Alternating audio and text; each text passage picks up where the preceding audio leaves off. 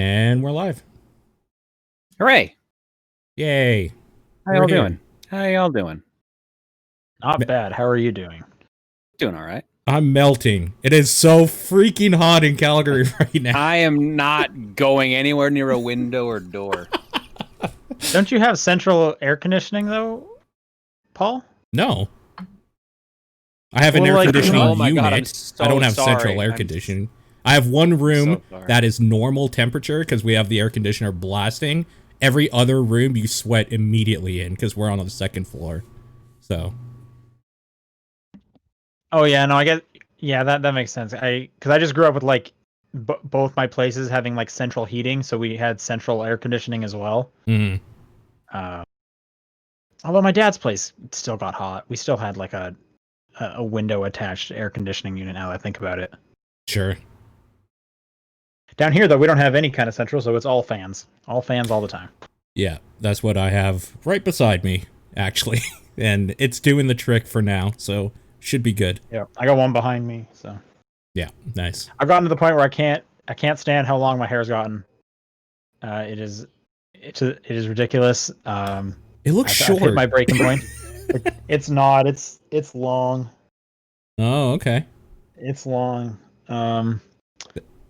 So Yeah. I ordered like more attachments for my like buzzer razor clippers. Sure. So that and we're just gonna try and shave it. Sure. Yeah. But not like, I don't want like a buzz cut. So that's why I'm waiting for like these like longer ones to show up. Sure. Yeah. But I am currently trying to convince my girlfriend to watch some YouTube videos on how to do a fade. Yeah. The first time mine cut my hair, it was a disaster. The second time it was okay. And then the third, fourth, fifth, and like whatever, it's totally fine. She knows how to now. Well, she normally does like the sides and the back for me. Like that part's definitely short. And that's how I haven't gotten like absolutely crazy, because if I just let everything grow, that would have super annoyed me. But now I'm doing the top. Sure. And that's the part she's never done. So I need her to like somehow, she's gonna have to like do some blending. Yeah. So, yeah, that's where I'm at. It seems like the trick is patience and just like taking a little bit, finding the right length, cutting, and then just kind of working from there. So I'm sure she'll be fine. Yeah, I'm trying to get her to like I said, like look up some videos on like, like I don't know if you guys have had this when you go to the barber, but as someone who gets like his hair blended when he gets a haircut, like you do the comb technique where you like go along the comb. Yeah. The buzzers. Uh-huh. So that's what I'm trying to get her, like, okay, you have to figure out this technique. This is money. Yeah. Right here. Yeah, for sure. And she just keeps telling me, hey, you're gonna get what you pay for. Yep. So I can't really argue with that. Yep.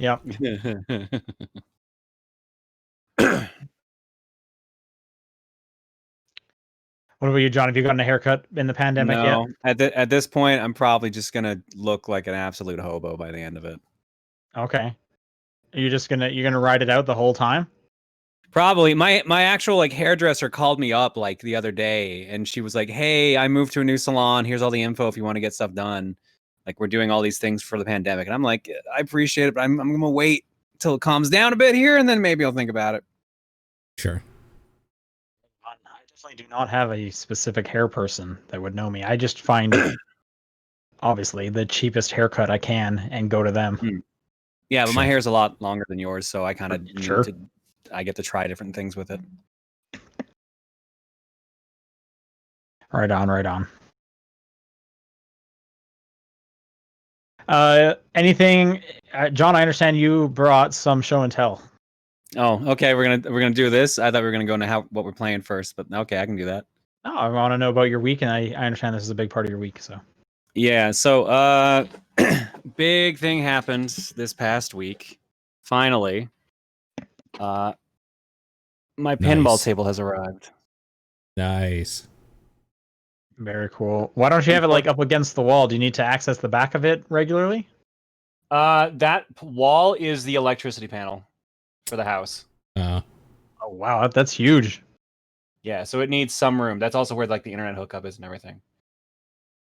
Sure. But yeah, no, this is it finally happened. I finally have a pinball table, and I'm incredibly excited about it. Nice. It is very fun to play. It is a fun treat. that I found out that the cat is very scared of, so we've barely played it. Yeah, I bet. Of fucking course he is. How noisy it is. Oh yeah, no, it's very noisy. Like there's a volume slider for like the music and all the sound effects, but you can't make pinball quiet otherwise. True. The springs and everything. Yeah. I was gonna ask, do they even have a volume control? Yeah, no, there's just I like don't in the door where the coin slot is, there's just like volume up, volume down. For like all the menu speaker and stuff like that. specifically, probably, right? Yeah. Yeah. Like the table has like rumble and everything on it, so it needs to be you need to be able to control some volume on it. Does it have what is it called when you like nudge the table and it doesn't Tilting? like that? Oh, Tilt. yeah. Yeah, so pretty much all tables past like a certain point have a tilt sensor. Tilt And it sensor, turns doesn't out it's literally just like a little dangling weight in between a metal ring. And if it So touches what the ring. Yeah. Can you turn that off? Yeah, you can just remove that part. That seems like you should do that. But at that point, you're like literally shoving your table around, and that's probably Yeah, not you the got to get up smartest on that idea. thing, man. You gotta give it a good hip check sometimes, or you're gonna lose that Nope. ball. Nope. No, it's not exactly wonder a if that's cheap also- piece of hardware, so Yeah, that's not exactly something I can just go down to the old EB and get replaced. Yeah, I wonder if it also like helps protect it by keeping that thing there. It's like a safer way of handling it. Does your Pretty thing does it dispense tickets? No, I've never heard of a pinball table dispense tickets. Do no pinball tables dispense tickets? I could have sworn I played some pinball, but at like at a Chuck E. Cheese or whatever that it did tickets. I mean, if there's a pinball table that does that, then that's specifically designed for tickets, and that's it. Like any regular pinball table I've ever played, it's never had a ticket slot. Okay, because my next point was going to be like, yo, can you like, is it like an attachment you can put in there if you want it to be a ticket style one? And if so, you should totally do that. True. That would be awesome. I'd be printing out the tickets just for myself. What would be the point of that? Yeah. It is just for yourself. It's a treat. It's a treat for yourself. Look how many tickets I just won. Yeah, exactly. I could also just take. I'm also the one who has to load in the tickets, so I could just take the giant pile of tickets and just I'm good. But you didn't earn those. What would these tickets even be good for? It's the same thing as the high score. Look how many tickets I won. And you just get to have tickets. But the pinball table saves the high score even when it's off. I think it would be cool if tickets printed. I just think that would be a cool thing to have. What? Paul, who's right here? You're definitely right, Sean. 100%. What? Yeah. What? The tickets are cool. Yeah. Come on. I'm not even gonna lie to you. Wait. If I could go to your house and get some tickets to bring home, I'd be stoked. What? What would they be good for?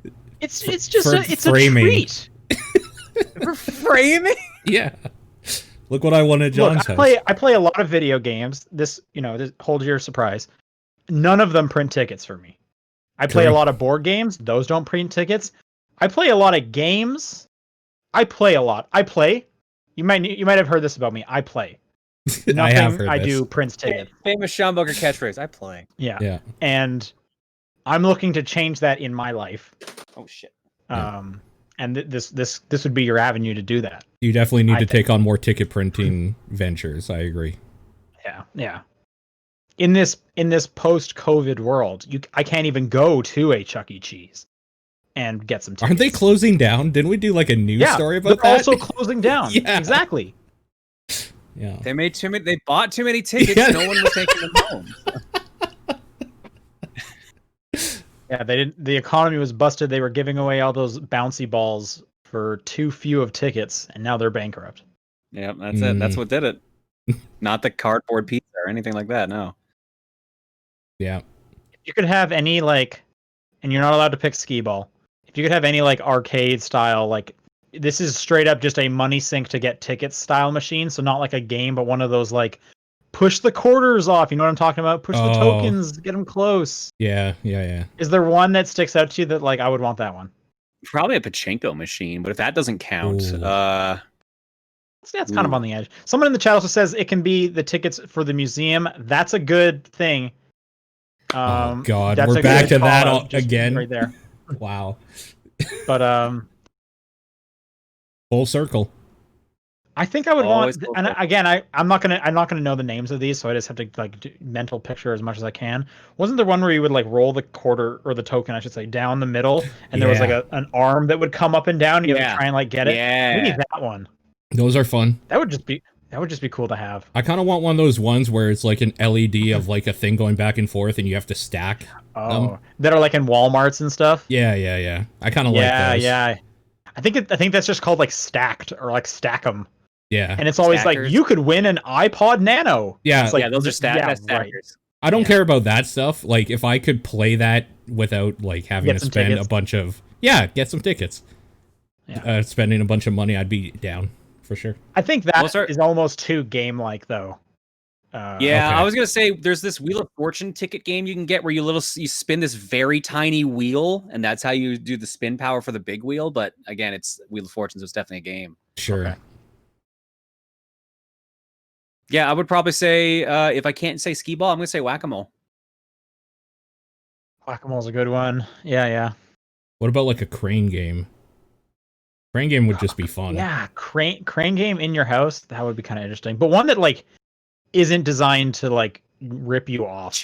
Yeah. Well, I mean, Like you the one decide that- what you put in there. You could put in a bunch of stuff that actually hooks onto the crane. Or a magnet or something. Well, what I want one with like an adjustable tension on the claw. Oh, So like if I want it I mean, I on think easy that's mode, all of them, it's gonna actually. grip. It is gonna grip that stuffed animal. yeah. Just It- like or cut and the then head it's like off. I'm gonna ratchet it up a bit and be like, now it's just slippery as fuck and covered in butter or whatever they do. Yeah, Do you that would be a know? good one too. Do you know Simone Giertz at all? You know who- Yes. Okay, she made one of those like shitty crane. She does for people who don't know, she's a YouTuber who does a bunch of sciencey stuff, best known for robots that suck basically. She did Shitty robots. shitty robots, yeah. She did a crane machine that was like basically just a guillotine picking shit up and just like ripping stuff apart and or whatever. It was pretty cool. Right on. All right. Well, speaking of guillotines, this is the top-down perspective. Oh, that got dark. That one actually does. This Actually, took a kinda- direction. Actually, kind of worse Kind of. because it's like top down. Oh my Um, god. I guess. And you Yeah. get a new perspective because your head's been removed. Yeah. So are we the Top-down blade? perspective Yeah, looking on down. your head. Oh no. We're the blade. We're the blade, Yeah. and The audience is the head. Oh no. I was gonna say in the video games are the body, and the head are the patrons. I don't know. Oh god. That's even worse. July 30th. I'm Sean Booker. I'm Paul Fleck. I'm John Wheeler. And Paul, why don't you and I talk about Carrion? Carry on. Okay, let's do it. The newest from publisher Devolver, where you play a giant mass of monstrous tentacles and goo and teeth and just kind of everything gross in this world. Yeah, This is like one of the grossest games I've played. it's surprising This how is fast you basically- move. This is basically the thing, right? As a video game, you're playing as the thing. More like the Blob, I would say, because you're just a mass of amorphous thing. Like, you're just... So here's the thing. You get a power-up where you turn into different stuff, kind of. Like, you turn into, like, worms at some point. It's disgusting. Everything in this game is like- gross. It's kind of like, it makes me think of like surprisingly, it makes me think of Control in the way that Control is a Metroidvania, but such a basic Metroidvania that you Yeah. don't even really consider it a Metroidvania. So this has that as well. You are getting upgrades that then you can go back to other areas and get through like maybe the one door there was there. Right, and I did that. Um, I 100%ed this game. I did not because there's no map, right? So this is my big gripe. There's no map. That place is designed so you go from one point, you get a power up, and then it kind of funnels you into the next point, and it kind of pushes you through. So you don't have to go around a lot. I will But when- actually say You know, you would think Metroidvania, you want a map for sure. Sure. But the way they kind of funnel you, I thought the level design was just really smart, It's because very anytime good. I ever felt lost, which definitely happens because this weird facility you're in is a little maze-like, Yeah. it was just easy enough to like, well, I'm just going to start moving, and you will just find your way, because there will be like enough walls or stuff. You'll just kind of like you'll basically never get stuck, and if you are, like 3 minutes until you find where you were supposed to go at the most part. Until you do what I did and you go back to every single thing to unlock everything, and then you get lost and you're fucking annoyed for an hour about that, how there's no map. Because so you can go backwards, but like without having a map, it is so It's confusing. rough. I never did it. I never wanted to do it. First off, I didn't even realize you could that there were like side power-ups Yeah, to pick up. there's 9 of them in total. There's 9. Yeah, I want to say I got like the 7th last one, like the Okay. 7th one, before I realized, oh, those were what all those icons were. I bet I could go back. Yeah. I have no idea how I would do that. I'm never doing that. So I did it wrong. Apparently the way you kind of do it is you get so let's say you do stage 1 and you get a power up. Then you find like, oh, there's a door I can't go through. So you go to stage 2. You get the power up you needed in stage 1 to get that in stage 2. So you could just do a backtrack quickly and then keep going. So you can kind of like skip around like that. so But I did it the dumb annoying. way where I went through the whole game and then was like, okay, I'm going to find everything left now. And then I just spent like an hour and a half looking around. I mean, there is definitely a part near just before the very end where it kind of opens up to say like, hey, this is all the stuff you found. Here's the stuff you're missing. So there's kind of a moment of like, do you want to go back? Without a map, that sounds like It's hard. the worst time I could. I don't understand why you wouldn't put a map. Yeah, Like, it seems so I don't simple know what to that do. adds to it, but it's a Metroidvania without a map. Yeah. No It's a kind of bummer. fast travel, which I guess that's good, because without the map, I would have been confused. Yeah. It's a missed opportunity though, because you do have these weird like holes that you create. You put your biomass, they call it, into, and it would have been kind of neat if you could travel between them. But you're right, without a map, it's like, what does it matter? You don't know where you're going. So Yeah. So that's why I'm trying to think, like, without a map, are they trying to make you feel a bit lost? Maybe that's kind of what they're trying to get you doing, since you're supposed to just be this terror of a creature just moving through the facility. yeah, I think they just want to keep you moving. I don't think they want you Yeah. to like consider the fact that like you're a sentient being. You're just a massive monster going around. But I think they shouldn't have even put stuff in, like, they shouldn't have made it a Metroidvania. It should have just been like, there was one way you can go each time. Yeah, I could see an argument for that for sure. Either way, you're disgusting. You get bigger and bigger, and you get more and more mouths. Yeah, I think that's my actually one other complaint is when you're the level 3 monster. it's hard. It is a little hard to move through such narrow corridors sometimes. Specifically because You control from the You know, middle, you're- and you have mass on either end of you. that's the thing, is it wasn't always apparent to me which part of the like the mass I was controlling. So if I was trying to get up, like, let's say there's like 2 openings above me, Yeah. and I just press like up, sometimes it'll like catch on the other one and then start moving up that way, because there's just so much. There's like a weird momentum to the body as well. Yeah. It's weird. But luckily, the game Mhm. is extremely easy. Like, you do not need to do any kind of like fine-tooth platforming ever, really. There's only one part for one of. I mean, you probably wouldn't have seen that because you needed to backtrack to get the stuff. There's one. If you go for those things, they're usually like really good puzzles that does require some like finessing. I thought those were kind of the neatest stuff too. So it's kind of too bad that it required so much effort for me to find them, honestly. But yeah, it is pretty easy. I would say the biggest neat thing about this game is that it's kind of a puzzle game in how it plays in a lot of ways. And what I mean by that is you have 3 stages of your monster, and each stage has a defensive ability and an offensive ability they can use. So stage 1, you have like an invisibility cloak for your defense because you're small and mobile. And you have like a web that you can shoot through little narrow pathways and stuff that you can't fit your monster in. Stage 2 is more beefy, so like your defensive ability is you get a bunch of spikes on your body, and your offensive ability is you can just smash into a bunch of stuff that you couldn't break before and just like break them down.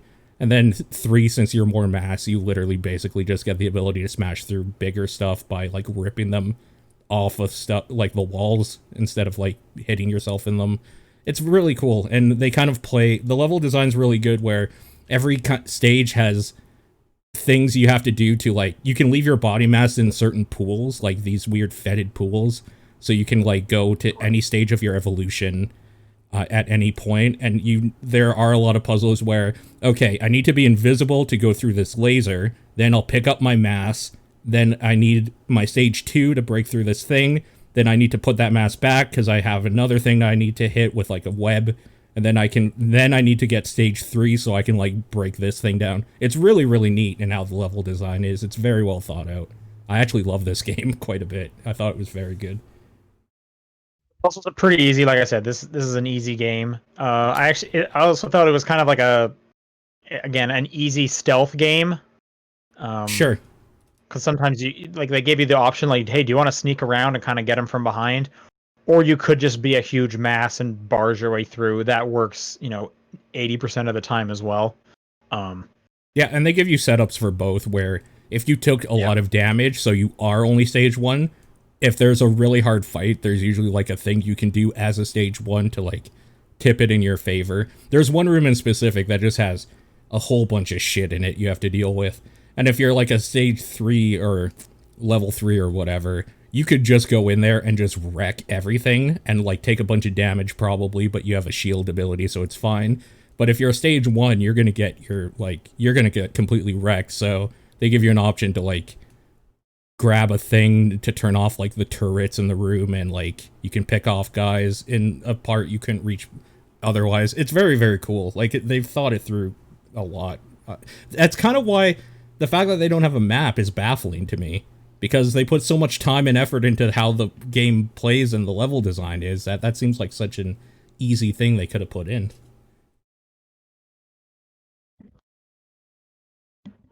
You think it'll get patched in? I don't know. I don't Probably know, not. To me, it seems like so obvious you would want a map that there must have been a decision to not include a map. Yeah. Which is why before I was trying to think of like why would they do that? But so I doubt they would put a map in.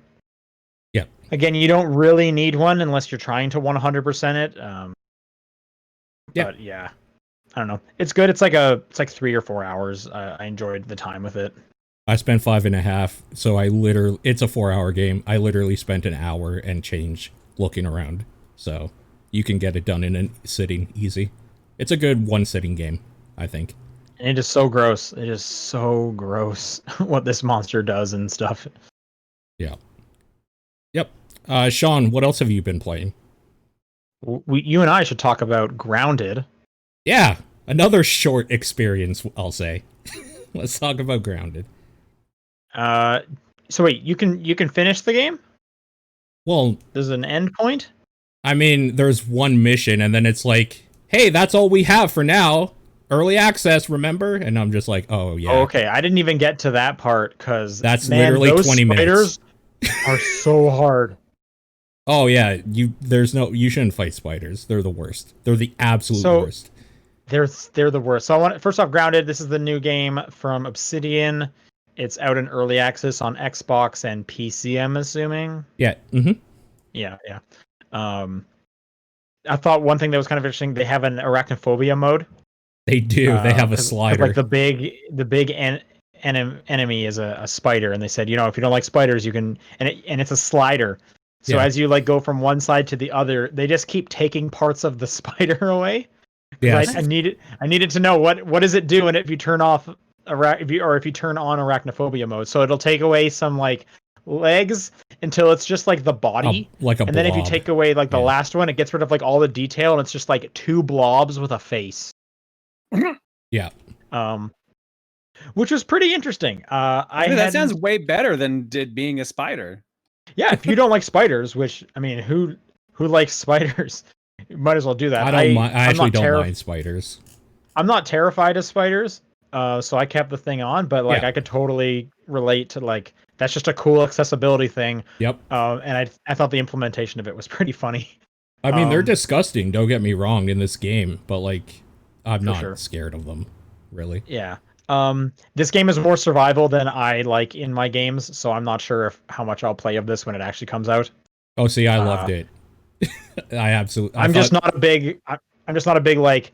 Hey, you got to make sure you drink some water. Hey, you got to make sure you're eating. Did you do any of the base building stuff or any of the like?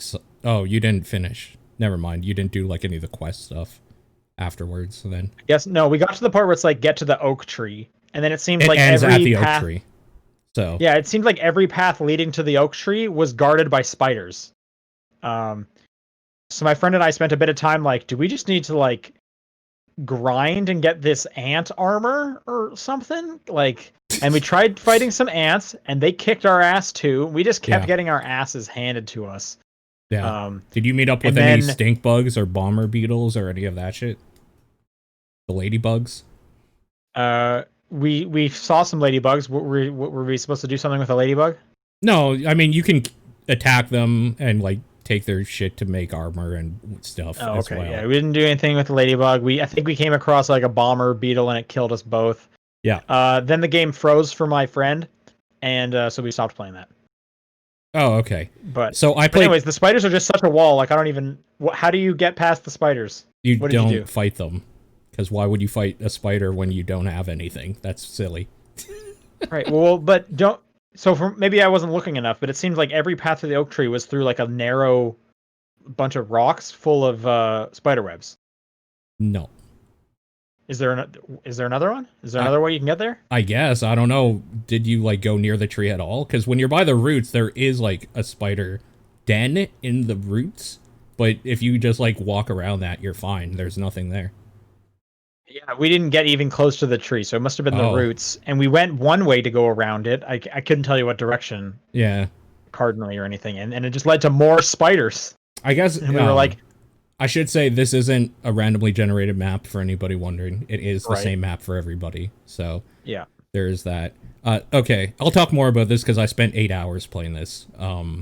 So smokes. There's about 20. There's about 20 minutes worth of like, quote unquote, in-game story content, and as soon as they flesh it out more, I think that'll be really good. This is easily going to be like another Subnautica for me. It has an interesting story hook in it. It has kind of like interesting little things about what's going on in the world already implemented, that there's another person or child that is shrunk somewhere, because like even when you look at the pod you start in, there's a slot for like 5 people and you can only have 4 players, so there's obviously a story person involved. Who'd you play as? I played as Allie Hoops.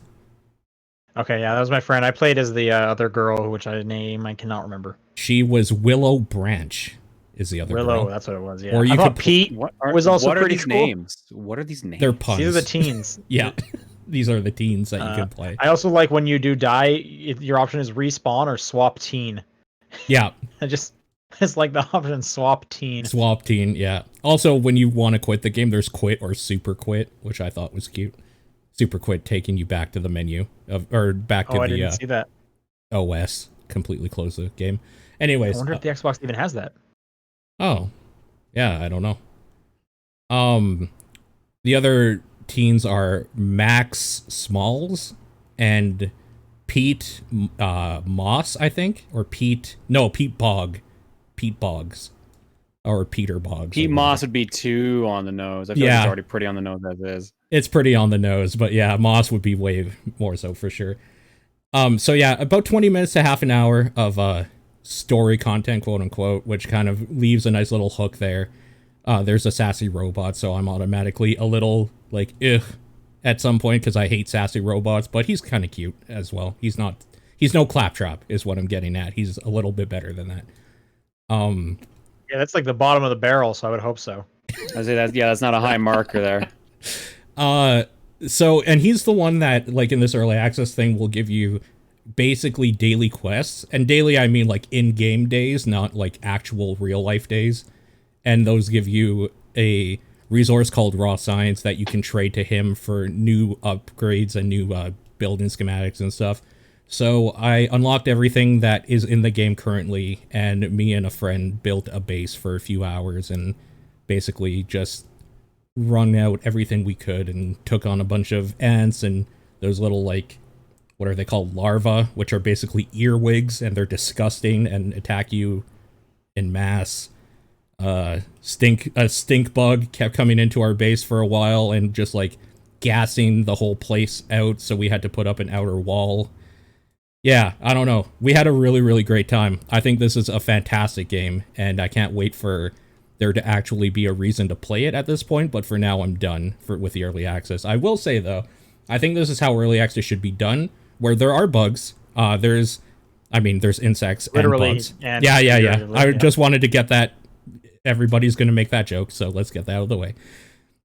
There are a few problems here and there. I think the UI could be a little bit better in some regards, but it's not too bad. More than anything, it's really well optimized. It plays really, really good. And I think this is kind of the standard we should have for early access games, where this is like a very well-made product. They just have to add more content to it at this point, and like we can keep revisiting it if we want, or if you're like me, I'll just wait for like the full thing to be released and then just play it all at one time. But yeah, I think it's very, very cool, and just another great reason to have Game Pass, frankly. I loved it. It's easily going to be another Subnautica for me. I feel like the reason they can do that, though, is because Obsidian's a pretty well-established company at this point. They can get away with being that far along in a product before like releasing it. Yep, for sure. They were also just purchased by Microsoft, so they got money. Yep. Yeah, that too. Yep, for sure. I think one thing I thought was weird on the I think it's a lean-to you have to make so that you can respawn at the lean-to as opposed to at the very beginning of the game. Yeah. Your lean-to doesn't show up on the map. Nothing shows up on the map. You have to make map markers. You have to make like little markers that you can see. Yeah. In the world. I thought that was just odd. I thought any kind of base stuff you make should show up on the map if you want to make like a home base. Yeah. Maybe they'll add that. Like, it seems like there's a few quality of life stuff that they should add. Also, the fact that you can't name the markers, you have to just like leave a little symbol and try to remember what the hell that symbol meant on them is kind of weird. Like, maybe that's something they'll add. The fact that like a symbol and a color or something. Yeah. Mm-hmm. The fact that you can't invite people to your game yet, they just have to join your session, is kind of weird as well.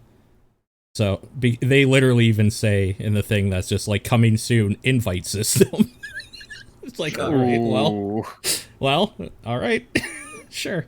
But it automatically shows your session to anyone on your friends list, so it's fine. Yeah, that was interesting that I noticed because we couldn't get the invite to work, but when we were like join online game, my friends would show up there immediately, and I was like, why isn't it showing like a whole bunch? Why is it only showing that one?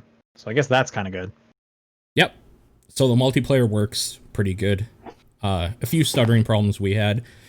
It lacks a lot of quality of life stuff in the building menu, like moving, let's say, a chest full of, let's say, 1,000 items without having to destroy it, and let's say 1,000 items blowing up everywhere and making your frame rate go from the solid 60 down to -5 for about 10 minutes while it tries to figure out how to put all these things together. There's weird stacking issues with items that they haven't completely figured out yet. Yeah, there's just some weird things that they can tweak from here, but like the base work is extraordinarily solid. Very, very good intro to what they're doing here, for sure. Right, I'll briefly touch on this last game I've been playing. Have you guys heard of Assassin's Creed Odyssey? I have. Tell me all about it. I am finally in Atlantis of the Atlantis DLC, which is as far as I'm concerned, the last thing I will be doing with this game. So the end is in sight. I want to say I have maybe 5 hours left of this game, and then I'm never playing it again. I'll be done. I'll be free, and I can start all over again this fall when Valhalla comes out. Yeah. But the part I played through this week was episode 2 of the Atlantis DLC, which is when you're in the underworld. So you're basically in hell, and you're hanging out with Hades down there. Mm-hmm. As you do. Yeah. And it starts with you killing Cerberus. So now all the like spirits are getting out because Cerberus is like the guardian of like the gates of Hades, so now everyone can get out. So Hades is like, "Yo, you messed up my place. You have to fix this." Reasonable. And so you go around. It's a cool area because everything is just like either on fire or there's acid pools everywhere and whatnot, which is cool. What's really interesting is from the a story standpoint, a lot of the like main bosses from the first game are down there, and you interact with them again, and you have to like team up at sometimes with these people that like wanted you dead or wanted your family dead and stuff like that. As well, some of your like allies from the main story game who passed away in the story show up down there as well, and you can like help them like move on or get to like Elysium, and so that was kind of cool. So there's some cool story stuff there. It's way better, more interesting as far as I'm concerned than episode 1 of this DLC. Episode 1 is also a lot longer, so I can't really recommend playing through episode 1 to get to episode 2. That's the only way you'd be able to do it. Anyway, it's more Assassin's Creed Odyssey, and now I'm finally on the last third of the Atlantis DLC, and I'm finally in Atlantis, so cool, almost done. Cool. But Paul, why don't you continue with the rest you've been playing? Yeah, going back to games that we're revisiting or still doing or whatever. Division 2 had a season update. Season 2 was live about a month ago in June sometime. So I'm a little late catching up to it, but I spent the last few days going back and catching up with the new Manhunt content, and I have 2 out of the 4 agents done, waiting for the 3rd to release sometime next week, and continue on with that stuff. And the Manhunt stuff was the stuff that like unlocked when you finished the Warlords of New York story, right? Right, yeah. So I didn't care much for that stuff. And each Manhunt gives you a new item ability. So, like, the first one was, like, a sticky bomb. This one's, like, a weird trap or something. Yeah, I don't know. I haven't Is there any missions? Like, new missions? No, they're just rehashes of old ones. Again, if you don't want to do the old stuff, you shouldn't be playing an MMO type game. That's how it's made. Well, no, but I jump in when they add new missions and they have been adding new missions over its lifetime. Well, an expansion. Yeah, there is a new raid coming. It's not out yet though, so that'll be like the new thing, I guess, that they add for this. What they have done is they added these like time trials to see how fast you can do some of the other stuff on different difficulties, and that's been kind of fun. Not enough to like for me to really care too much because I've done those missions a bunch of times, but yeah, I'm just going back to finish off the Manhunt stuff to unlock the new ability at some point, see what that's all about, so that'll be neat, I guess. Also, apparently they added some new exotics, but I haven't seen those yet, so yeah. Division 2 is still Division 2. I played Rogue Company, being on more of a shooter kick. This is the game by Hi-Rez that will be free to play when it officially releases to everybody. And it is basically... So you must have bought some like starter pack or something. No, I have a person at Hi-Rez. They just give me codes for stuff, usually. Oh, la-di-da. Okay. Yeah, cool. Free to play games. My bread and butter. Yeah, no, this is Valorant in a third person form that isn't that doesn't take a million years to finish a map. It's a fast play in Valorant, basically, where you play a character that has a perk ability, and you can buy your loadout, and every round you get money to like make your loadout better. And one team is planting a bomb in a site, and the other team has to defend from it by either killing them or disarming the bomb after they plant it, or both, as the case may be. The maps are small, so it doesn't take a long time to get into the action, and it's just a really competent little shooter game. It's, 3v3. It's fun. Good time. Speaking of like free-to-play stuff... Oh, no, sorry, 4v4. I don't know why I said 3v3. Do you remember at the EA press conference when they announced Rocket Arena, and we kept saying, how is this not a free-to-play game? It's free-to-play this weekend. $40. It's... Well, because I kept seeing the price like plummeting Oh no. Like I was seeing it for like the last couple of weeks at like $10 for the console Oh versions. man. Recently on PlayStation Network, it was $5, and this weekend it's a free to play. It's a free game on Games with Gold, so I'm gonna try that game out. Okay. But it's like this thing has to be going free to play, right? Like if it's dropping that hard with the price already, holy smokes! I bet no one played it at $40. And I'm literally waiting for the announcement where they're like, "Hey, we're changing our whole model. It's gonna be free to play now." Yeah. I feel almost a little bad about being that snarky about it because people are saying that like it's very good that have played it. So I don't know. I guess I'll see this weekend because since it's a free weekend, I am installing it and gonna try it out. So yeah, we'll see. Yeah, Rogue Company is fun. If you like shooters and you have some buddies, when it goes free to play, go ahead and check it out. Otherwise, you can buy Founders Pack right now. I generally don't recommend doing that unless you want to support a company. So like if you just want to see what it's like, wait till it's free, and then if you like it, maybe consider throwing them money, and it'll unlock some operators for you as well. I kind of like that model of a game is free, but you could and like you're limited in all the characters you can play if it has characters, I guess. But then like if you want, you can buy it for like $30 and unlock everything, and it's like you buy the game. And Hi-Res has been doing that for a while now, where you just throw them a little bit of money and they unlock all characters now and like forever for you if you do that. And I think that's just a good way to do it. The last game, speaking of games that are coming to free to play specifically on PlayStation, if you have PlayStation Plus in a few days, is Fall Guys. Hey, I played this too. Yeah. So this was fun. It was fun. Fall Guys, for anybody who doesn't know, is the cutesy little bean people 60-player battle royale where you participate in a whole bunch of MXC, Takashi's Castle, whatever you want to say, any of those weird game shows where shit's trying to hate you into water or slime or something. The game basically. Or lava. Or the floor is lava. Yep. Wipeout, yeah. That's the other one. This is not exactly like Floor is Lava. There is like literally Doritos one. Crash Course. Oh man. Yes, that's the best comparison, is Doritos Crash Course. I love Doritos Crash Course. Doritos Crash Course 2. Yeah.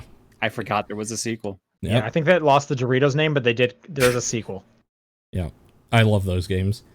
Anyways, yeah, this was very, very fun. They had a beta last weekend. They're also having one this weekend and are giving keys out. So if people are interested, maybe hit them up on Twitter and see what you need to do to get into that. Yeah, if you have the key from this past weekend's beta, it still works. Yes. And also this releases on August 4th for free for PlayStation Plus members on PS4. Otherwise, I believe on PC it's $20 or a $30 collector's edition or better edition where you get some like in-game currency to buy skins and whatever. Yeah. Looking forward to the PlayStation Plus version. Yeah, sure. I was gonna say. I think they're doing like some people are speculating they're just doing what Rocket League did, where they were just PlayStation Plus right out of the gate. Yeah. And then that got like a really good install base. So hopefully this kind of works out like that. Yeah. I already bought it because I want to support this game. I really like this game. That being said, it has about a night's worth of content in it, I'll say. It was a fun night. Battle Royale? Yeah. I mean, you could play it over and over, but I don't play Warzone over and over either. I don't play any Battle Royale over and over. Like, okay, well, I mean, if you're into that genre, that's what you do. Right. Like, I play Apex over and over. This is a little bit different, I will say, because not much in it changes. There's not like loadouts you can get. There's no different weapons. There's no skill builds. There's none of that shit. It's literally just like, okay, I've seen this map. I have to run this way and hope nobody grabs me or bumps into me over and over and over again. It kind of makes me think of Trackmania.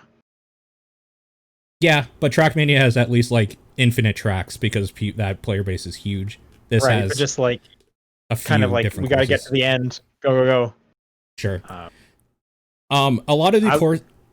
Sorry, go on. Go ahead. Nope, go ahead. The way it's split up is 60 people enter the arena, and then the first stage usually gets rid of about 15 people down to 45. The next stage, like however many, usually about 15 as well, to about 30-ish, then to about 15, and then the final round is like one person can win at all against like 15 or whatever, or 20 or whoever happens to make it. I didn't realize there was individual maps. I thought it was one long thing. No. There's like, because there's different loading zones basically. Yeah, it's essentially split up into like 4 or 5. I think it's actually 5 now that I think about it. It is 5 rounds. I've been through a couple sets and it was 5 rounds. But I think it also depends on if like there's an excess of people eliminated, they might shrink it. Yeah, I think so too. And sometimes it's like the same map or game type, kind of like tailored for whatever you're doing. For example, like sometimes it's just like a race map, but this time, since there's only 15 people, it has a crown at the end instead of just like a place where you can like get in and be safe for the next round or whatever. But like it's very few changes in that regard. A lot of the maps are run to an end goal while avoiding things being thrown at you, or work together as a team to do a thing. And I fucking hate working as a team to do a thing because I feel like I get screwed every time. I'm doing the thing, and then we get eliminated because no one else was doing the thing. And it's so frustrating. We had one stage where you're broken into 3 teams, and you have to each push a ball down a hill through like an obstacle course. Yep. But you're all in separate groups until like the last like 40%. And then you block. at that point, the other team members can actually just block the ball. Yeah. It just becomes like this fucking mess, basically. It sounds like a good game show. That's all I'm hearing. Yeah, but it's also frustrating because like Paul says, like if you get something like that and you lose, it can be entirely not your fault, which sucks. That's why I don't like it. It's not necessarily that I don't find them fun. It's that my team wasn't good enough, so I got fucked. That's basically like don't go into this game expecting a pure competitive experience because there's a lot of luck-based stuff and there's a lot of bullshit. The grabs are frustrating because I still have not figured out what to do about those yet. Like someone can just grab you and it'll throw off your jump timing, and then as a result you'll fall in the pit or something. There's so many crab bucket motherfuckers in this game, let me tell you, where they're not trying to win. They're trying to stop everybody else from winning because they are poor, pathetic human beings. Yes. That's just how that's just the internet. That's just how things go. Would you watch a show if these were human people? Yeah, of course. This would be a great thing to watch. Hey. Yeah. So that being said, like I said, this is a good, fun night. I don't think this is something I would play every night, but I would kind of like Jackbox. I revisit like maybe once a month or 2 months or something. I could see me just doing like a Fall Guys night for like a few hours and just being like, yeah, I'm glad I bought this, or I'm glad I have this and can play a bit of it whenever. So it's cool. I like it. Crossplay with the PC? Yes, it is. Oh, nice. Yep. So PS Plus will probably make this thing pretty big for a long time, hopefully, and at least until like they decide to go free to play, if they go that route. Well, then it'll even go bigger. Yep. Hopefully they add more too. I'm hoping they add a bunch more stuff. Yep. So like me a bunch too. more maps. This is definitely a thing I could see them, like, good groundwork. They could keep adding onto it. I mean, forever if they wanted to. But yeah, I really like it a lot, and I can't wait to play more of it, frankly. That's all I've been playing.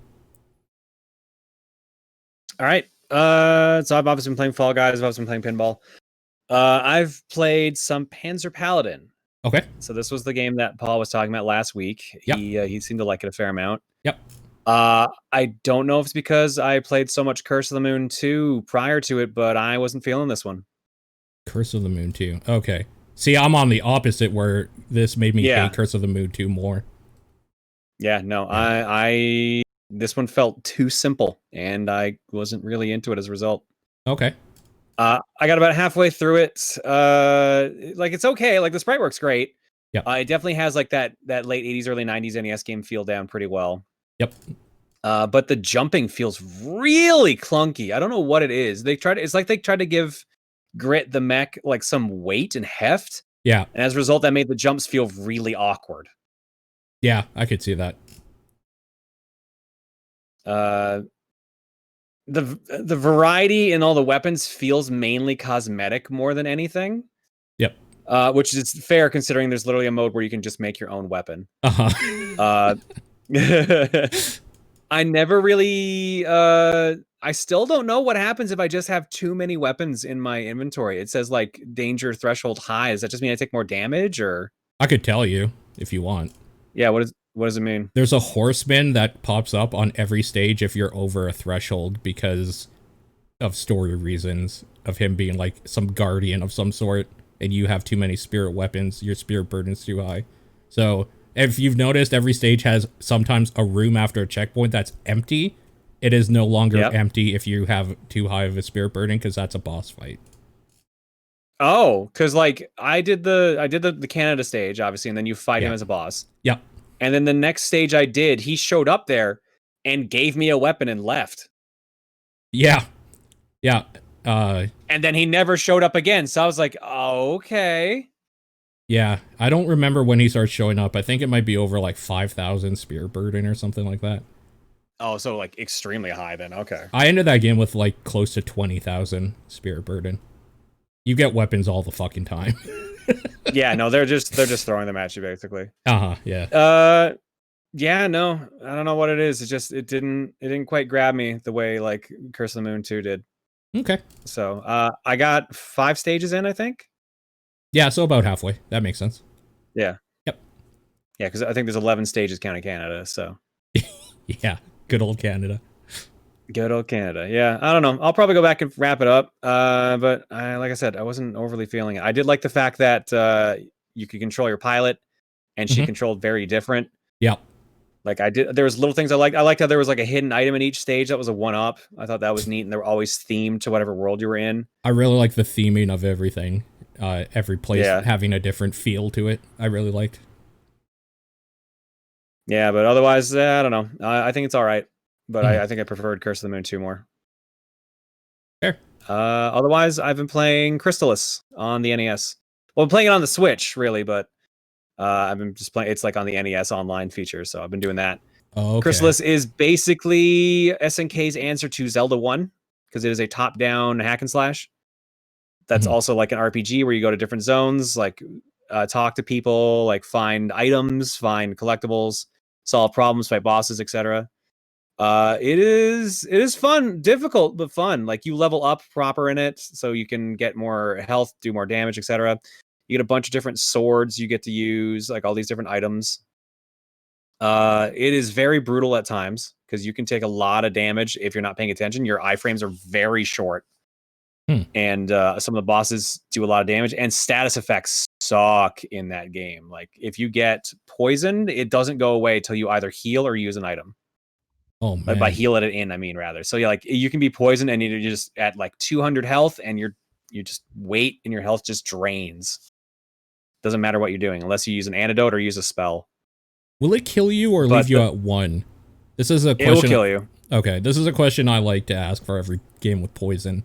Because I'm pretty sure it will kill you. I didn't want to find out is the best thing, but like it shrinks that health meter enough. I'm like, I am not redoing all this progress because you can't save in dungeons. So I'm like, nope, not redoing all that. Yeah, fair enough. I never played this one. This sounds interesting. It's not bad. I like it. I actually really like it a lot. It does get a little grindy at points because like you'll go to a town and it's like, oh yeah, you need like it's very grindy at the start for sure, and then later on, like it's just like everything gets stupid expensive. But I've been getting in so many fights, I don't feel like I've been struggling for money. And there's like a couple hidden enemies you can fight that are just worth a ton of money right away. So you just grind on those if you need to. Cool. But no, it's been fun so far. I'm 3/4 in. The only gripe I would say I have is enemies have weaknesses to certain swords. Like you get, I think, 5 swords total in the game. And I've got 3 of them. So one sword will just work perfectly fine on an enemy, and another sword will be useless on an enemy. Like it will literally not do damage. It'll make a loud noise and they'll bounce off. So you are constantly swapping between swords in the middle of combat, but you have to go to like a menu to do that. So it's not like a quick change. So like I feel like the concept would work better in a game that would allow for fast swapping, but you'll get in a room like there's 2 enemies. One will be weak to a certain sword and the other one won't. So you have to be like, okay, kill you first, swap sword, now I got you. But there's also an item that lets you use magic off your sword. So you have to either change both or just be okay with not having magic on the sword and just going to town on it. But interesting. So far, I've been enjoying it, and I'd recommend it to people who want an NES RPG like Zelda. And that is all I've been playing. Nice. That's on the Switch Online servers right now? Yep. Cool. All right, let's do some news. Yay. First up, Hyper Scape is going to be on consoles August 11th. So Neat. Ubisoft's new Battle Royale. I will finally try that out for sure. I did play this. This is a bad Apex Legend, as far as I'm concerned. Ooh. That's fine. I really like Apex, so bad Apex sounds good to me too. Okay. But yeah, I'm just excited to give that a try in a couple weeks. Yeah. And that's on both PS4 and Xbox One. The Analogue Pocket got a pre-order date, release date, somewhat. It is going to be able to get pre-ordered on August 3rd, and with a ship date, which is this Monday, with a ship date of May 2021. I don't believe they've said the price at all yet. They have. It is 200 US, I think. It's 200. Yep. Oh, weird. How did it says in that article? You're right. Yeah, it does say in that article. I didn't see the price on Twitter anywhere when this was getting talked about. I don't think it was on their Twitter, but it's like straight up on their website. Everything is listed there, and there is a shit ton of accessories for this thing. They also announced a lot of accessories along with this info: cases, cords. Man, we already knew about the dock. The dock looks like it's going to be $100. Yep. Man, what a beautiful piece of hardware, though. Jesus. I am 100% getting it. As long as it doesn't sell out immediately, I'm getting this. I think this looks amazing. It's so nice looking. Damn. And it would be so helpful for streams for me, because nothing streams really like WonderSwan Neo Geo Pocket and Lynx. I don't think WonderSwan's one of the options they're doing. I think WonderSwan is one of the options. No, but like it looks really nice. I want one of these real bad. $200 US for the system, $100 for the dock, $30 for the hard case. This is all US prices. Yeah. There's a tempered glass screen protector for $16. A fast charging USB-C power supply for $20. The Game Gear adapter is $30, which you can pre-order. It looks like the Neo Geo Pocket Color adapter and the Atari Lynx adapters do not have a release date yet. Oh, so, I didn't realize it didn't do all the games as is. So what can it play out of the box? Game Boy Color, and Game Boy Advance. Right. Okay. So right out of the box, it is a Nintendo machine.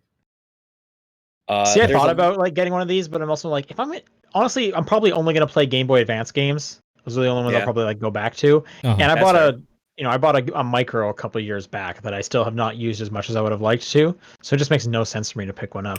I will ask you though, what color are you eyeing? Black. Black. I used to have a Game Boy Pocket that was black, and I loved it. So I'm probably gonna do the same. Because let's be real, there is a white one, but that white one is gonna get smudged to hell. Yep, that's what I was thinking too. Yeah, I'd probably go black. Also, because like the dock is black. Yeah. Yeah. I never had a Pocket. I had the color. I had that see-through purple color. Yeah, I hope they do a see-through of these, because they've done see-throughs for their other systems before. But none of the pockets were see-through, and this is definitely aping the pocket. Yeah, there's see-through pockets. I have one just on the other side. I thought they were all like solid, like bright colors. The main 6 colors were bright colors, but they eventually did see-throughs. Oh, okay. I don't know if I've seen one of those then. Man, that is nice hardware. Jesus. It looks real nice. I really want this, but here's the thing. Yeah, like Sean said, analog systems are not cheap.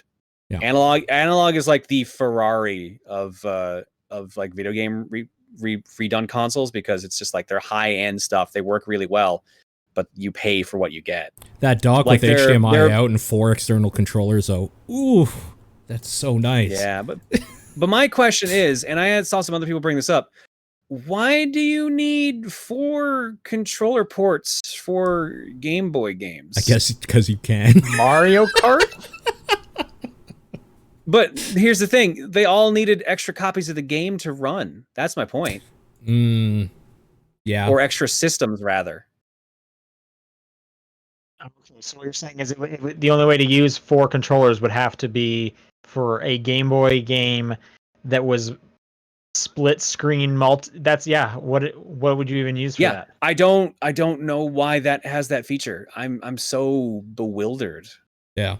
Is it maybe one of the other systems? Like, I'm not super familiar with the Atari Lynx, etc. No, the Lynx shouldn't have that compatibility. Like, I legit don't understand why it has that unless they're like teasing something in advance.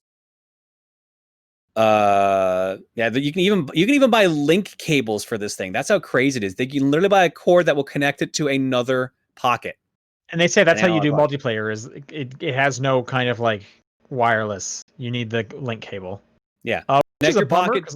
because I remember when the Game Boy would have been it was advanced, right? They had the wireless adapter. Yeah, that thing was awesome to have. Like, that was a game changer. So this is the funny thing. It connects your pocket to another pocket or Game Boy Color, GBA system for multiplayer. So you can connect to like the original systems to use this for link cable and link games. That's pretty funny. Does that mean you should be able? Well, wait. Is it the same connector on both ends? Can I plug a worm light into this?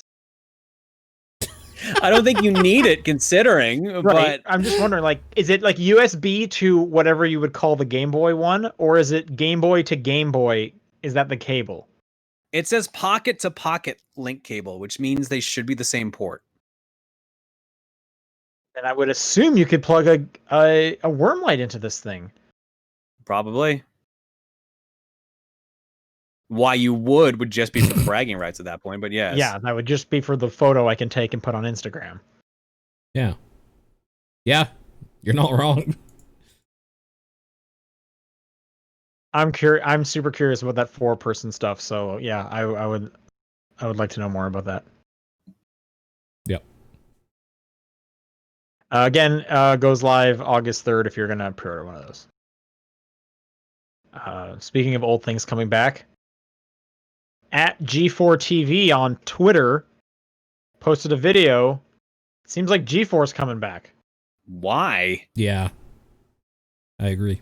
Yeah, I don't. G4 was good for like a year, and then it was just like cops. Sometimes code monkeys every now and then. It was just garbage by the end, so.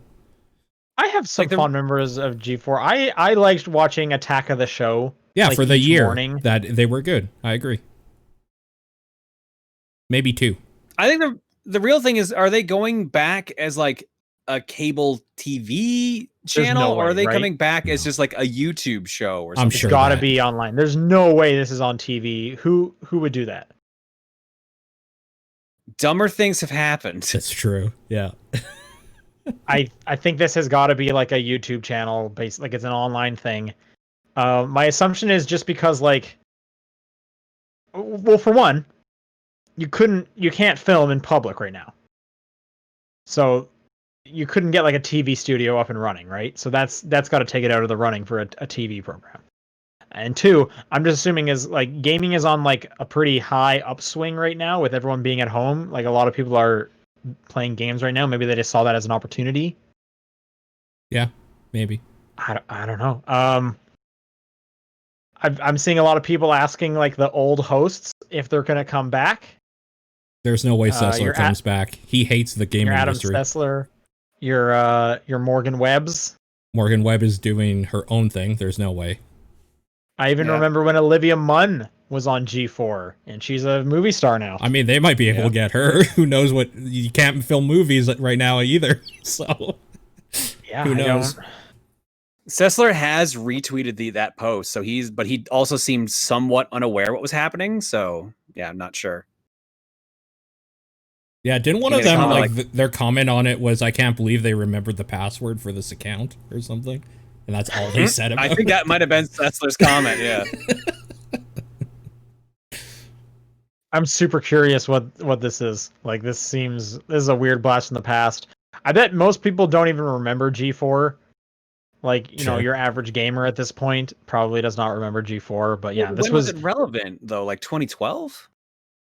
It would have to have been earlier than that. Like, 2012, I was not watching. Well, when was the last year it was relevant? I guess is what I should say. I'm looking at. I want to say the last time I probably watched some G4 was probably like the Game Awards when it was on G4 or something. Launched some April point. 24th, 2002. Closed December 31st, 2014. I definitely stopped watching it like when I went off to college, so that would have been before 2010. Oh yeah, I forgot this used to be Tech TV. And then it became G4 Tech TV, then it became G4. Yeah, Yeah. for people who don't know G4, it was kind of like the only television channel that was like all about games, or advertise itself In general, as yeah. all about games. It was gamer TV. It was the TV for the gamer.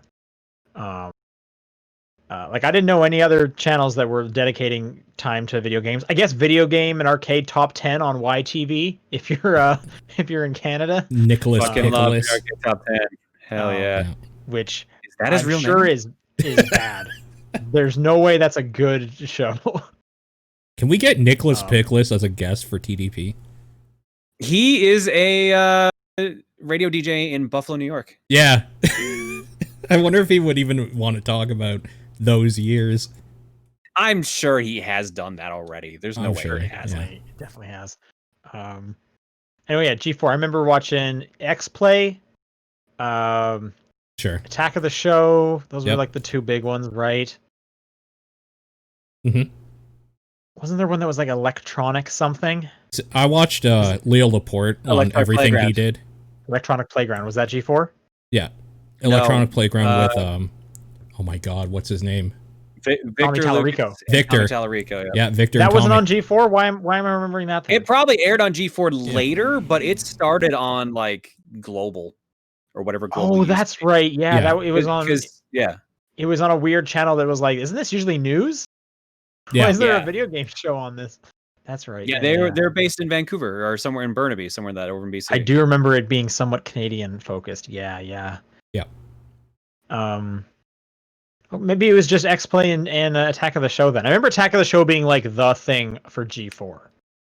I did watch Attack of the Show a lot. Attack of the Show. Attack. With That's all I Kevin can remember. Pereira and the biggest crush forever, Olivia Munn at the time. Yeah, Olivia Munn. Now she's an X-Men. She is. Yeah, I think Allison Hayslip started there too. And I know Chris Hardwick was part of that before he went and became a podcast person specifically. The Nerdist for people Dead. at home who might not know. I think Attack of the Show may have been where I learned about Scott Pilgrim for the first time when like the third book had just come out. Okay. Sure. So I think, yeah. Anyway, Weird. I guess we'll see what that ends up being. Yep. I will check that out. I will check out whatever their first thing is, because why not? Yeah, apparently you can go to their website and actually get on a mailing list if you win their mini game of Pong that's on their site. I'm good. Thank you, though. Yeah. I'll wait for Twitter Sonic to the say Hedgehog it. 2 has an official release date of April 8th, 2022. Wow. All right. Well, see you in See you there. Yeah. See you in 2 years. And other stuff. Splinter Cell is getting an animated series from John Wick writer on Netflix. Why not? Awesome. Everything else is, so sure. That makes sense. Yeah, I don't know. Are you gonna watch this one? It depends on who voices. Yeah, I was gonna say who's voicing Sam. It's the one that you don't want. It's the other guy that did it for like one game. Then yeah, still probably. Why not? It's basically free. I just won't enjoy it. We're just sit here and just be upset. Yeah. And speaking of watching stuff, I watched Bill and Ted 1 for the first time this weekend. Wow. Yeah. How did you like it? Did you have the trailer for 3? We want to watch 3, so we're like, we got to watch these other ones. And on Xbox, the rental price was the same price as buying it. So I just have a digital copy of Bill and Ted, and that's the only movie I own on like the Microsoft store. No, it's that, and it's one season of Dragon Ball Z because it was free for some reason. That's Nice. my Microsoft Store account. Yeah, Bill and Ted, that was a good time. I'm gonna probably watch the second one pretty soon here. I like the second one. It's not as playful, but it is still very goofy. What really what like do the they go? If it's not as playful, what is it, like serious? You could say that based on what happens in it. Okay. It's more psychedelic. Maybe that's the better way to put it. Or are they higher than they were in Bill and Ted 1? I'm not gonna spoil it for you. Okay. But Yeah, please don't. That's you'll understand as soon as you get far enough in that movie. okay. Paul, where do you land on the Bill and Ted? Excellent Adventure is okay, and Journey sucks. Oh, I'm not right. I'm not crazy about them. I don't like dumb, goofy stoner shit generally. that's fair. Are you gonna watch I 3? am surprised Yeah, this is I getting will. a third movie. Okay. But I also used to watch the cartoon, so I guess I can't say much. Sure. I didn't know there was a cartoon. Yeah, short lived. I think it was only one season, but it was Mm. on like ABC, CBS, one of those. Did Keanu and Winters voice the characters? Pretty sure they didn't. Okay. I think they did have George Carlin though for Rufus. Rufus. Yeah. All right. Let's do some questions. If you would like to send a question in, it's topdownperspective@gmail.com, at TDP Podcast on Twitter, or the Discord channel, or John's P.O. Box. This first one comes from Linebeck. If you had access to the hyperbolic time chamber, what would you use it for? Do you guys need me to tell you what a hyperbolic time chamber is? No. No, watch Okay. Dragon Ball. It's actually even in I the don't know. name if you know words. So I'm just making sure. What would you use it for? I'd like to learn Mandarin or like Cantonese, something like Chinese. Okay. And That's a good use of that's it. a lifelong procedure, so you know. My inherent issue with the hyperbolic time chamber is that you still age. So like you're Right. still spending the time. It's just you don't have to do anything else in your normal life. Yeah. So if it wasn't for that, I'd be like, I got a shit ton of things I would love to do, but like I would probably just do the same thing, like dig into something I've been wanting to do for a while and just like stretch Well, out. I mean, a the day. advantage is you are still aging, but at least you're getting something done really fast as far as the universe is concerned. Yeah. I'd watch Like it feels like a ripoff in a way. Like it really is only helpful in like those like I need to train for like the big bad villain who's gonna be here in a week. Let me spend a year in this room. Yeah. Yeah. I'd catch up on I would One definitely Piece. I would learn something, like maybe I would learn how to skateboard. But actually maybe I wouldn't, because if I broke my wrist in there, that would suck. Yeah. Yeah, that would be really bad. That'd be real bad. I mean, the easy one is like I could go through like all the Yakuza games, but I mean, like that seems like a boring answer. Oh my god, the podcast the next week would be rough. It's like, Sean, what did you play? Just like 100 games. All right, hang on. Well, Sean's doing the podcast by himself because he's got to talk about all these things.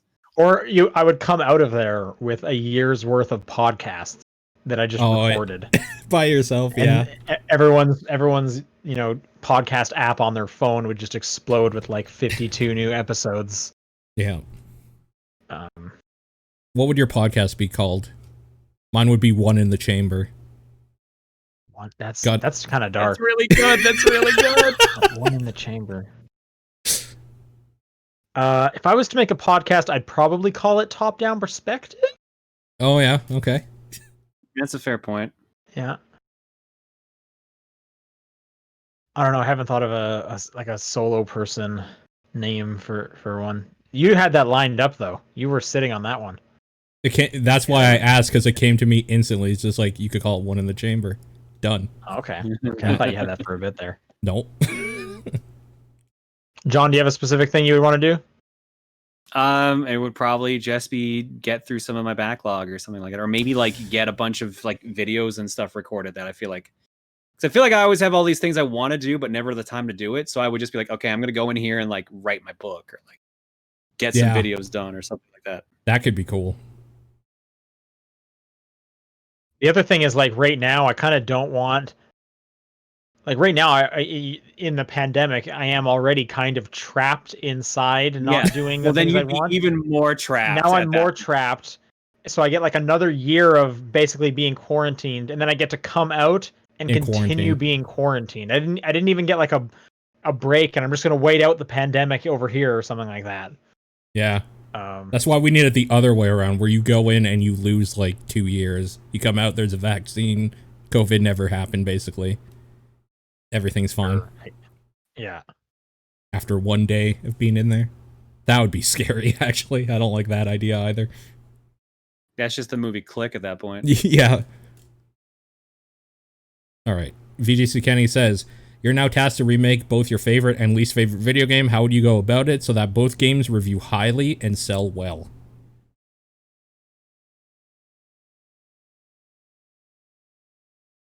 You guys have a singular least favorite video game? I do. Oh, all right. What is that? I've brought it up a bunch. Aiden Chronicles, Aiden the first mage for Chronicles. N64. Yeah. Oh, okay. So how would you fix it? Make it not suck ass. Revamp the RPG elements, make the story more interesting. Graphically enhance it so it doesn't look like a muddy piece of crap. Give it to Obsidian. They're good at Also RPGs. that. Yeah, that was, there you go.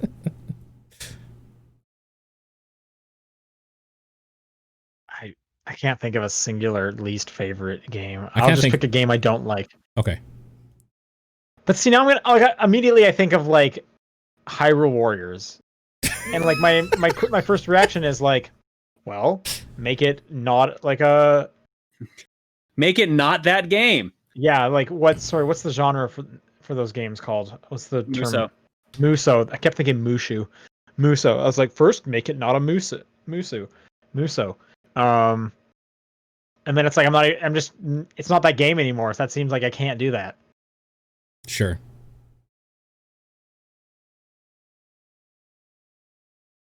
Does seem like you are cheating at that point. Yeah, I don't know how do you make a Muso game good? It's not possible. They haven't done it yet. Remake my favorite game. Okay. But that does bring up a good point. What do you do when it's a game or like a genre that you hate, but like a lot of other people like? Like a lot of people like Muso games. So I mean, the only way to answer this question would then be, what's your least favorite game in a genre you like? I guess, yeah. Okay. Well, now I need to think of what that would be. Paul, do you have any games lined up already, though? No, I'm the type of person that hates this. Like, what's your favorite thing of anything? Remember? We had a long discussion about this. It's Burnout Paradise. And the way I would fix it so it review well is it needs a fast travel system. Okay. Just modernization stuff in general, I guess. Yeah, right? mostly modernization. Like it needs a fast travel system. I mean, that's going to be the answer to most games. Let's be real. Because every time they've remade a game I love, like Resident Evil, like Metal Gear Solid, like Shadow of the Colossus to a lesser extent, because that was still kind of janky, but it was fine. Every time they've remade a game I love, it's been good and like highly successful from it. So I'm more interested in the least favorite video game and how do you make that better to sell better. But I'm trying to think. I feel like we've already answered this question before of like, how do we fix a bad video game? You make it a completely different game. It's usually the answer. Yeah.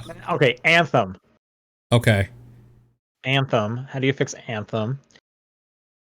Even if just like, let's say it now runs well, because that's an easy one. I could just say like, make it so it runs well. Make it so people can actually join your game and don't just get stuck. You support they would it have with needed content. to add things like you need to be able to play that solo without it just being a boring slog. Yep. Yeah, so at that point, it's a different game. Yeah, you would have to change so much about it. The flight would have to be better and longer, because having to like go through waterfalls all the time was annoying, and just took away from how cool the flying was. Yeah, the flying's so good in that game. Maybe explain like how your systems work with like the primers and detonator system and how abilities work together, because they don't at all in that game. Yeah. That game is a mess, for sure.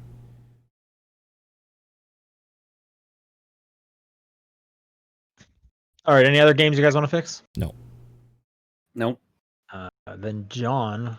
Yep. Discount CJ writes in and says, when it comes to games, giving you a choice to play them with either a controller or keyboard and mouse, i.e. PC games, how do you personally decide which one to use? For example, let's say you want to play a game geared towards keyboard and mouse stuff like Doom, the original 93 one, but prefer playing games with a controller. What would you do then, and what advice do you have for someone who prefers a controller? I think Doom 93 is a bad example since, like, there's no real up or down you really need to worry about in that. But, like, let's say, like, any other third-person shooter, yeah, I would probably go keyboard mouse. I wouldn't. My answer to this is never use a keyboard and mouse. Besides driving games and platformers, I will never use a controller, if possible. Wow. I usually prefer a controller, and there's rare exceptions where I'll use keyboard and mouse. It is so few and far between that I would use a keyboard and mouse. Just because, like, I grew up 100% using controllers, so I have no. I'm so bad with the keyboard and mouse. Like, if you were to say play a shooter with a keyboard and mouse, I would have to put it on the easiest difficulty. Like, I have no muscle memory. I'd be like a baby playing a game. I just could not do it. It would be so bad. I just did not learn how to do it properly. But Gears Tactics I did with a keyboard and mouse, which it does have a controller option. I did a keyboard and mouse just because I was like, well, if I would like to try to get better, I would like to play the preferred one if I can. And that game is slow enough that it did not matter how much I had to, like, look down or remind myself, oh wait, it's the 1-2 buttons I need to be using, blah blah blah. I say if you prefer a controller, use a controller, and just know that, like, multiplayer is gonna suck, but you're gonna have to make that trade-off. Yeah, I mean, for advice with someone who prefers controller, fucking play with controller. Like, why, if you prefer it, why would you ever just do keyboard and mouse? There's so many program. Yeah. Look for Joy to Key. That will literally make it so you can program any button on your keyboard and mouse to your controller. Yeah, so, Joy to Key is a godsend. Yeah, there's literally no reason why you should ever have to play with keyboard and mouse if you don't want to. So my advice is don't. Yeah, so maybe that's a good answer for my hyperbolic time chamber. Learn how to play shooters with a keyboard and mouse. Good use of time. Uh-huh. See, Kenny writes, what is a word you can't say correctly no matter how hard you try? For me, it's hamster. I always say it as hamster with a P. Found out like 2 weeks ago or whenever it was, I always say Ubisoft even though I know it's Ubisoft. So there's that off the top of my head. Okay. I can never remember which one it is. That's correct. Now you got me wondering, because I know there's definitely been a bunch of cases like that. Yeah, I'm trying to think as well. I'm assuming Kenny's bringing this up because one of our friends couldn't say thermodynamics. Like, they someone literally in the chat mentioned that. Steven? Yeah. Yes, Steven plays, but he couldn't say thermodynamics till he was forced to repeat it like 100 times. Okay, thermodynamics. Honestly, I don't know. The chat would probably know better since they listen to us. I don't typically listen to myself. Yeah, true.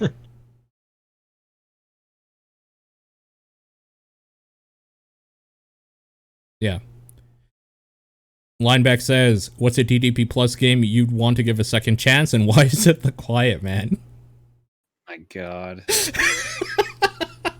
No, I definitely gave that its second chance. Yeah, you did. Yeah, I played through the game twice. Oh, I didn't. Yeah.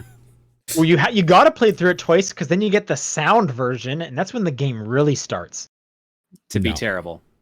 Oh. No, that's not true. But that's also when you get the terrible ending, like the real ending, quote unquote, which is stupid. I'm just gonna look up a list of the games we have done for. I was like, can you slide me that list too? Because I'm also like struggling right now to think of what it would be.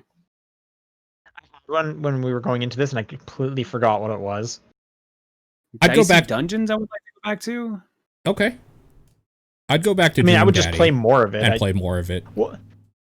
You'd go back to what? Dream Daddy. Oh yeah, jeez. I mean, second chance implies like something about it the first time wasn't good. You know what I mean? Oh, well, in that case, then there's not really anything. There's none of them though. Yeah, There's plenty of those games. Like, yes, I will go play them again. I love Into the Breach. Right. I'm not going to go back to Rage 1. Right, exactly. See, Rage actually did come out to me because I was like, I know there's a lot more of that game I could play, and I didn't hate it. Okay. So that one jumped out to me. I need to look at a list as well, though. Okay, so for me, it's between Rage 1 and Sonic Adventure 2, and I would go back to Rage 1 way before Sonic Adventure 2. I would never go back to Sonic Adventure 2. Everything else, like, I kind of liked. Oh, actually, I know the answer. Jimmy and the Pulsating Mass. Because they're so... Oh, yeah. I like that game, but it's such a daunting game. I got my answer. Okay. Hollow Knight.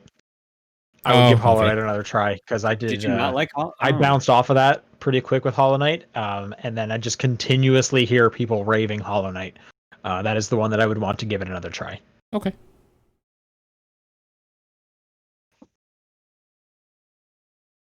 Yeah, I don't know, man. Pretty much every game I've either like really liked or really hated. There's been not one I would want to double down on, unless it's just one I didn't. Your question, to tailor it more towards your situation, should be which game do you wish you had played more before the show? Because I feel like there's been a number of them where you played them just before the show.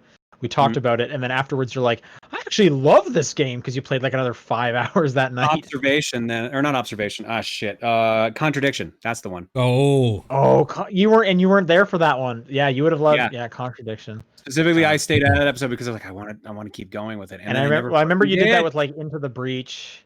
No, Into the Breach I played, and I liked. But you're right. Yeah, I didn't dig enough into. Yeah, there's been a couple where you're like, man, I wish I had played this earlier in the month, because I really like this now. But the only one that came to mind was Into the Breach. Man, Contradiction's so good. What was that follow-up? It's not an actual follow-up, but what was that other FMV game, Paul, that also has the same actor? Shape-shifting detective? Shape-shifting detective. John, you should play that. That's a good game. Okay. That's a weird one, yep. I do like weird video games. It's not as good, though. John, Nothing I think will the be. next question is yours. All right.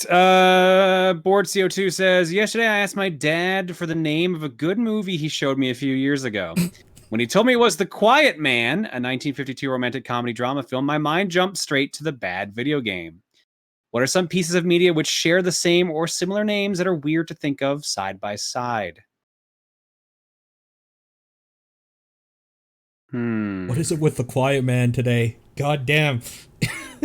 2 in a row. I wonder if there's any references with those two properties. I doubt it, but...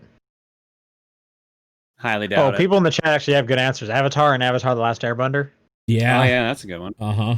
That might be the answer, to be perfectly honest. That's a really good one, yeah. I mean, by the same avenue, we could go Dragon Ball Z and then the Dragon Ball Z live action movie. Yeah, I was thinking about this a little bit. Or whatever. There's a weird thing where I don't want to count, like, Resident Evil and Resident Evil the movie. It's like, well, it's a fucking product based on the thing. That's not the same thing. And they're, like, always bad. Well, you know? They're usually bad. Death Note and then Death Note, the live action Netflix movie. I don't think those count, though, because it's the same idea done in 2 different ways. Okay, so it's just the same name is what you want to go with. Yeah, that's what I was thinking. So that's why I like Avatar and Avatar The Last Airbender. That's a good one. That's a good one. Okay, you're right. Sure. Yeah.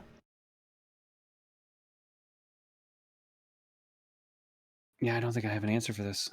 Yeah, I was trying to think of one too. It's very difficult.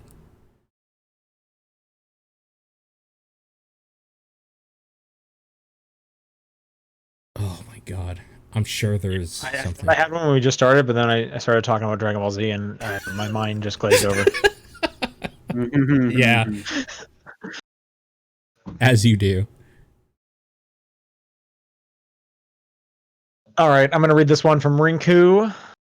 So before Avengers Endgame came out, I hadn't seen the majority of the MCU and binge watched them over a few weeks to catch up. And I felt like I missed out on a lot of the hype afterwards. So my question is, what's a series you got into late and felt like you missed out on? Game of Thrones, sort of. Okay. But I got into it at some point where like I got into like season 5, I think it was. So it was still pretty popular and stuff. It was you could still enjoy pretty some of the hype. popular, yeah. So I just missed out on like a couple years worth of it because when I originally watched it, I didn't like it. Sure.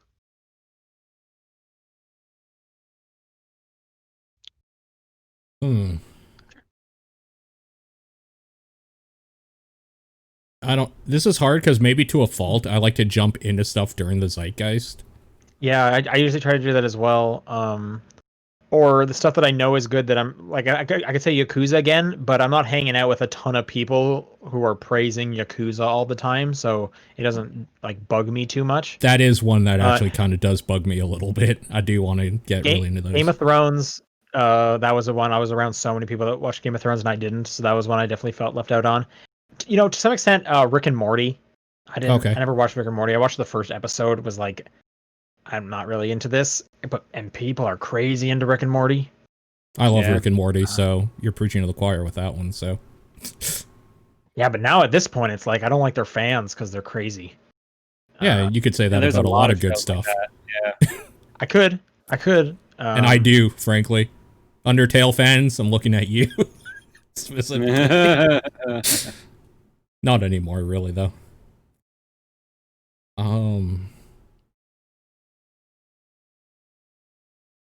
Crap. There's definitely nothing as big as what he's saying here. Or they're saying, I shouldn't assume. Where I did keep up with the MCU.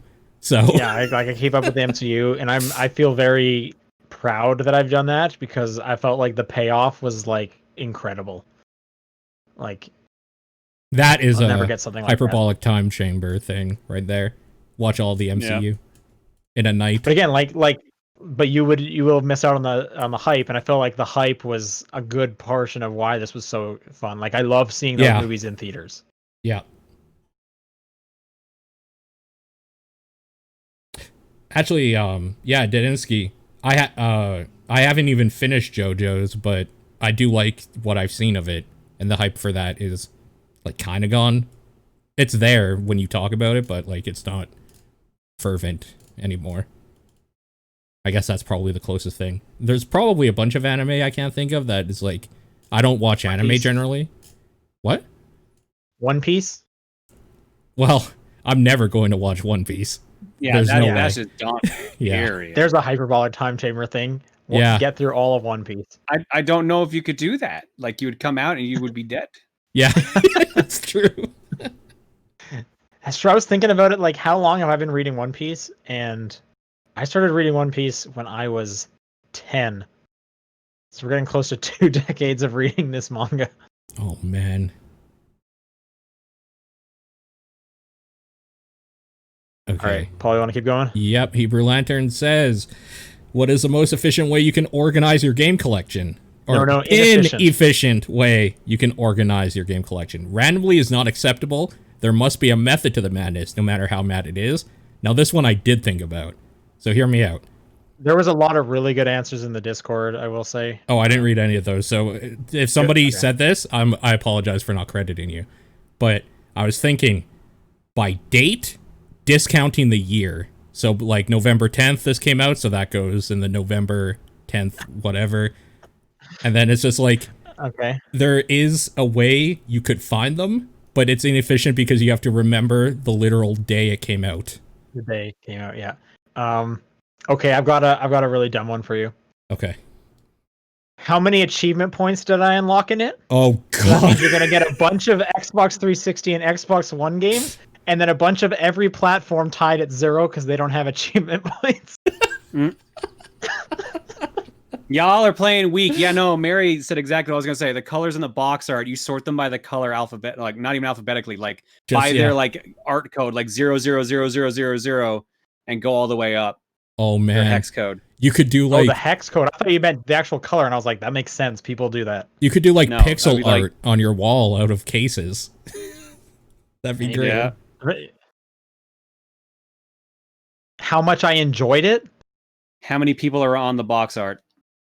People are on the box. I was thinking also like the lead voice actor, last name first, alphabetically, and then you'd have this like weird thing where there's no voices in it, so like every NES game is thrown together, every SNES game for the most part.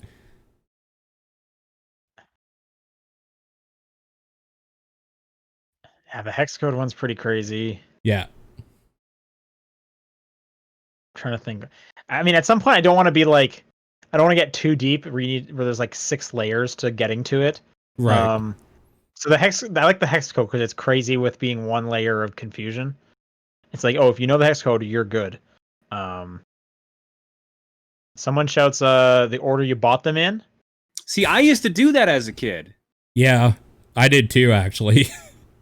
I want to say my current organization is pretty much that, because when I get a new game, it just kind of goes on top of the stack. Yeah, that's kind of it. And then that stack sometimes goes in the thing. Yeah. I mean, when I was at my parents' place, it was alphabetical, but I had a bunch of bookshelves I could put stuff on. Now I don't have a lot of bookshelves, so it's just like new game goes on the top. Right. When I'm done with a bunch of games, once a year, I'll put them in a box. Yeah. I think everybody kind of used to do that when they had like 4 games. Like, who cares? Like, up to a point, it gets tedious, though, or bad. You know what the craziest people, when you take, let's say you have a game in your console and you want to play a different game, and you grab you grab game 2's box, open it up, and you take game one no, don't say it in that box, no, and you put game 2 in the console. And you're just like, oh, I'll put this away later. Those people are actually insane. Yep, it's true. Certifiable. That is ridiculous. Yep. That is just asking for it. Oh, I feel so gross. You even saying it. Yeah. Say that again so I can hear what it was. So you have game 1 in the console. Yeah. You grab game 2's box. Yep. Open up game 2, take game 2 out, put game 1 in game 2's box, put game 2 in the console. Oh, my wife does that. I've lost so many games doing that. Were people doing that? I think Nathan did that the last time he was over, and I like had a conniption about it. Wait, to like your games? Well, yeah, because we were playing a PlayStation 2 That's game. just mean. That's I think that's just the way he does it, but like he didn't tell me, so I was looking for this game everywhere. No. Okay, no. John, do you want to read this one from Dedinsky? Yep, Dedensky says, have you ever had a video game help you find out who you were? No. I mean, now this makes sense in a way because of I've gotten angry more before. recent games. More recent games would be something like this. Yeah, like sure. Like Life is Strange, stuff like that. Like games that kind of deal with like more serious topics. That dragon. No, I'm not saying it's impossible. I'm saying for myself, no. I mean, I found out that I usually take like the Paragon path from Mass Effect to the point where I literally still call it the Paragon path. Sure, I could say that. I mean, I guess the closer would be like, I found out I don't like spiders because of Grounded. Yeah. I've definitely found out where my anger issues come from. Yeah. Yeah. With a bunch of games I've played, stuff like that. Same. Yep. But no, like myself, no. Right. Yeah. And that's not diminishing anyone who does. It's just I haven't really had anything that's really done that. You're waiting for that one special game to reach out and touch you. Exactly. Zombie Twinkie writes, if each one of you were a class from an RPG, futuristic, medieval, or otherwise, what would you be, and what weapon would you use? A berserker and probably hammers. A rogue, but with a gun that turns into a sword, or a sword that turns into a gun. Oh, blade. I would be on the rogue side, some kind of like fast class. I always try to play classes that are like on like the slimmer side. They're fast and they can do a lot of hits really quickly. I'm never into like the tank stuff.